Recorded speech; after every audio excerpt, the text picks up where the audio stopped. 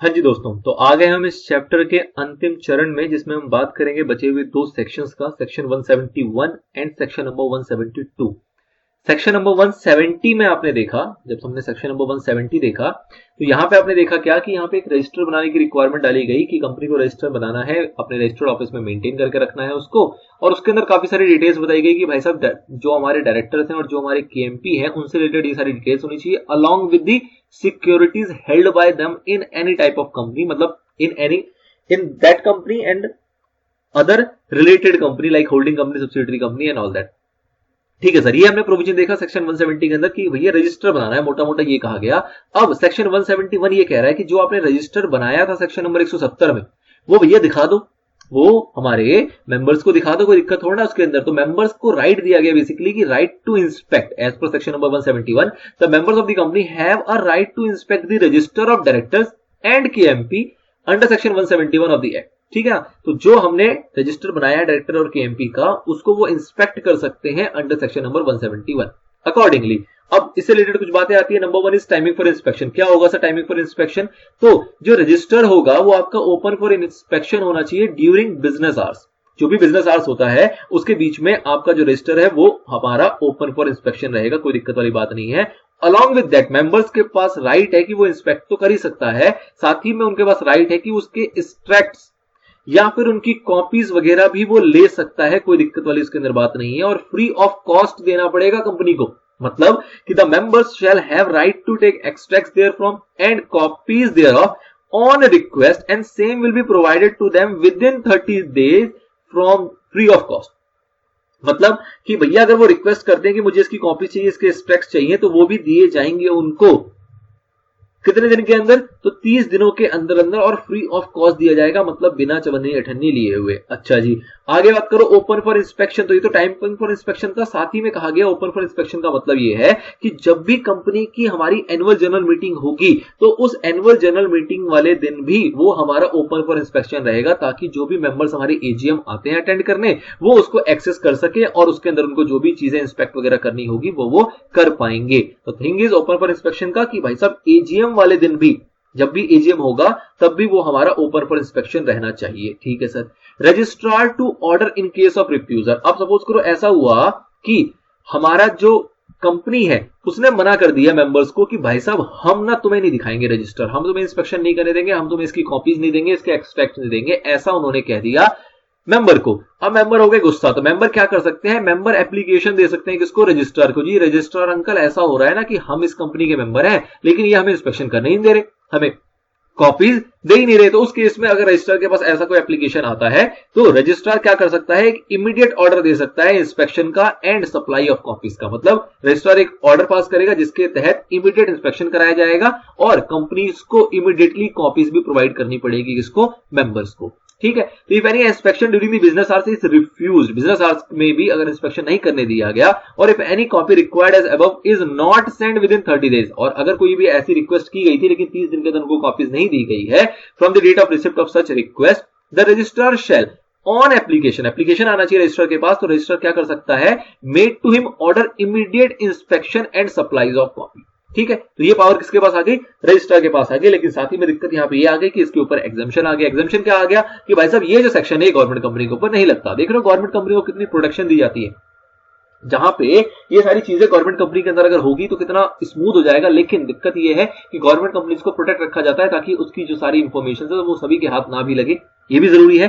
खासकर वैसी government company जिसकी की इंटायर शेयर कैपिटल जो है वो सेंट्रल गवर्नमेंट के पास है, जैसे कि मैंने एग्जांपल आपको दिया हुआ है बीएसएनएल का, डीएफसीसीआईएल का। इस टाइप की अगर कोई गवर्नमेंट कंपनी है जिसका इंटायर जो शेयर कैपिटल है वो किसके पास है? इंटायर शेयर कैपिटल किसके पास है? सेंट्रल गवर्नमेंट के पास है, स्टेट गवर्नमेंट के पास है, या कोई भी ऐसी कॉम्बिनेशन जो कि सेंट्रल और स्टेट गवर्नमेंट की बनती है उनके पास है, तो उस केस में सेक्शन 171 जो है वो आपका अप्लाई नहीं होगा। शर्तें वही हैं जो हमेशा से रही हैं। क्या? कि भाई साहब डिफॉल्ट नहीं होना चाहिए किसके अंदर? फाइलिंग के अंदर। कौन सी फाइलिंग? जो फाइनेंशियल स्टेटमेंट की होती है as per section 137, annual return की होती है एज पर सेक्शन 92, इनके अंदर डिफॉल्ट नहीं होगा, तो वो आराम से ये एग्जम्पशन जो है वो एंजॉय कर सकते हैं। This is all about section number 171।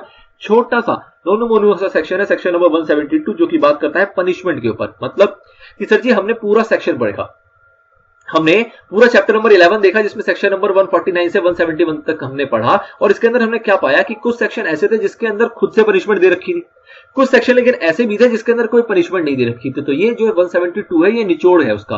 निचोड़ का मतलब क्या हुआ कि ये कह रहा है कि भाई साहब अगर कोई भी प्रोविजन आपने कॉन्ट्रावीन की है चैप्टर नंबर 11 की, सेक्शन 149 से लेके 171 तक कोई भी और अगर उस पर्टिकुलर सेक्शन के अंदर कोई भी स्पेसिफिक पनिशमेंट आपको नहीं दी गई, अगर कोई भी स्पेसिफिक पनिशमेंट अगर उस सेक्शन के अंदर प्रोवाइड नहीं की गई है, तो उस केस में आप डील किए जाओगे एज पर सेक्शन नंबर 172। और 172 क्या कहता है कि अगर आपने कोई भी प्रोविजन कॉन्ट्रावीन किया है चैप्टर नंबर 11 का, तो उस केस में कंपनी और साथ ही में every officer of a company who is in default, जिसको हम कहते हैं डिफॉल्टिंग ऑफिसर, तो कंपनी और ऑफिसर इन डिफॉल्ट दोनों को पनिशमेंट मिलेगी। कितनी की मिलेगी सर? मिनिमम फाइन लगाया जाएगा 50,000 रुपए का और मैक्सिमम लगाया जाएगा 5 लाख रुपए का। ध्यान देना कि उन सेक्शन के ऊपर जहां पे स्पेसिफिक पनिशमेंट नहीं है, अदरवाइज आपने कई सारे सेक्शन ऐसे देखे जहां के मिनिमम था 1 लाख रुपए का और मैक्सिमम था 5 लाख रुपए का, तो उस केस में ये वाला ही चलेगा। लेकिन अगर कोई सेक्शन ऐसा है जहां पे कोई स्पेसिफिक पनिशमेंट नहीं दी गई उस पर्टिकुलर सेक्शन के अंदर, तो उस केस में आपका सेक्शन 172 लागू किया जाएगा और इसके अकॉर्डिंग मिनिमम 50,000 और मैक्सिमम 5 लाख की पनिशमेंट लगाई जाएगी, फाइन रिकवर किया जाएगा। This is all about chapter number 11। I hope आपको ये चैप्टर तमीज से समझ में आया होगा। सेक्शन 149 से लेके 172 तक हमने सारे सेक्शन किए हैं, सिक्वेंशली नहीं किए हैं, लेकिन आई होप छोटा कोई सा सेक्शन नहीं है, हमने सारे के सारे सेक्शन बहुत डीप और बहुत तमीज से कवर अप करने की कोशिश की है। चलिए जी, तो आशा करते हैं आपकी चैप्टर काम आया होगा। ये पूरा चैप्टर आपने तमीज से सीखा होगा, सिक्वेंसली इसको समझा होगा और पूरे चैप्टर को निचोड़ करते हुए आपका ये एग्जाम में आपको अच्छा खासा बेनिफिट प्रोवाइड करेगा अगर आपने इसको तमीज से सुना, समझा और अच्छे से रिलेट किया है कि हाँ जी प्रोविजन क्या कहना चाह रहा है, क्यों कहना चाह रहा है। थोड़ा सा हमारा जो कॉन्सेप्ट ये समझाने का तरीका था थोड़ा फास्ट रहा होगा। रीजन यही रहता है कि थोड़ा सा उसके अंदर स्पीड भी आए, ऐसा ना हो कि हम सिर्फ एक ही प्रोविजन में इतना डीप चले जाएं कि उस प्रोविजन में डुबकी मारते रहें और हमारा मोस्ट ऑफ द टाइम जो हो वो उसी में रह जाए। कंपैरेटिवली हमारे पास बहुत सारी चीजें स्कोप है पढ़ने के लिए, बहुत बड़ा हमारा सिलेबस होता है पढ़ने का, और अगर हम कुछ पर्टिकुलर प्रोविजंस के अंदर ही बहुत ज्यादा गोते मारेंगे तो इतना टाइम इन जनरल मैं नहीं समझता कि बच्चों के पास होता है। तो थोड़ा सा एक डिफरेंट तरीका है करने का कि थोड़ा सा स्पीड भी होनी चाहिए, कॉन्सेप्ट भी नो डाउट छूटने नहीं चाहिए, लेकिन थोड़ा सा उसके अंदर स्पीड अगर होगा तो आपका टाइम बचेगा, जो कि बहुत ज्यादा अभी के टाइम पे आपके लिए इंपॉर्टेंट होता है जब आप इन चीजों को पढ़ रहे होते हैं, क्योंकि आपके पास सब्जेक्ट्स भी बहुत होते हैं, एक्ट भी बहुत बड़ा है, बहुत सारे चैप्टर्स कवर करने हैं और कंपैरेटिवली जो टाइम होता है वो हमेशा ही कम होता है, टाइम कभी भी आपके पास बहुत ज्यादा नहीं होता। तो बस एक डिफरेंट सा तरीका था। आई होप आपको मदद मिली हो इससे, आपको इससे समझ में आया हो कि पूरा चैप्टर क्या कहना चाह रहा है। हमने पीछे भी चीजों को कवर किया है, ये चैप्टर भी हमने 10 तक चैप्टर कवर कर रखा था, 11 भी हमने पूरा कंप्लीट कर लिया और बाकी भी जो आने वाले चैप्टर्स हैं, जो आगे के रिमेनिंग चैप्टर्स हैं, उसको भी हम फेज मैनर में धीरे धीरे कंप्लीट करेंगे। पैटर्न सेम रहेगा कि छोटे छोटे सेक्शन वाइज उसके पार्ट्स बनेंगे और एट द एंड आपको उसका कंपाइलेशन मिल जाएगा, जो कि दोनों टाइप के बच्चों को मदद करता है, जो पार्ट्स में देखना चाहते हैं और जो एक साथ पूरे कंपाइलेशन को देखना चाहते हैं। चलिए जी, मिलते हैं नेक्स्ट पार्ट में। अगर सारी चीजें अच्छी लग रही है, सारी चीजें पसंद आ रही है, तो ऑब्वियसली लाइक, सब्सक्राइब, शेयर वगैरह वगैरह जो भी चीज करनी होती है यूट्यूब के ऊपर, वो सारी चीज करें। मुद्दा बस यही है कि सभी लोग को इसका बेनिफिट पहुंचे। जो लोग खासकर अफोर्ड नहीं कर पाते स्टडी को, उन तक ये नॉलेज जरूर पहुंचनी चाहिए, ये सारी चीजें जरूर पहुंचनी चाहिए, ताकि उनका मेनली भला हो सके। बाकी जिनको भी इससे भला मिलेगा, जिसको भी इसका बेनिफिट मिलेगा, ऑब्वियसली वो आपको याद करेगा दुआओं में, क्योंकि आपने उन तक ये चीज को पहुंचाया और कहीं ना कहीं थोड़ी बहुत दुआएं मेरे तक भी पहुंचेंगी, which is very important and जिसकी कोई कॉस्ट नहीं है इस दुनिया के अंदर, जिसकी सबसे ज्यादा जरूरत होती है हर टाइप के व्यक्ति को। चलिए जी, तो इतना ही कुछ कहना था। मिलते हैं नेक्स्ट पार्ट में अगले किसी चैप्टर के साथ, जिसमें अलग भी और डिस्कशन होगी। हो सकता है इसके जो क्वेश्चंस वगैरह हैं उसकी भी थोड़ी डिस्कशन कर दूं मैं आगे वाले पार्ट्स के अंदर, बट फिलहाल के लिए इतना ही था। चैप्टर आपका कंप्लीट हो गया, सेक्शंस आपका कंप्लीट हो गया, क्वेश्चंस की प्रैक्टिस की कोई लिमिट नहीं होती है, उसकी आप जितनी मर्जी कर सकें वो खुद भी आप कर सकते हो। थोड़ी बहुत प्रैक्टिस हो सकता है मैं भी आपकी करा दूं। चलिए जी, मिलते हैं नेक्स्ट पार्ट के अंदर। Till then stay connected, stay motivated और पढ़ते रहें, दूसरों की मदद करते रहें और बस लाइफ को एंजॉय करें। मिलते हैं नेक्स्ट पार्ट में।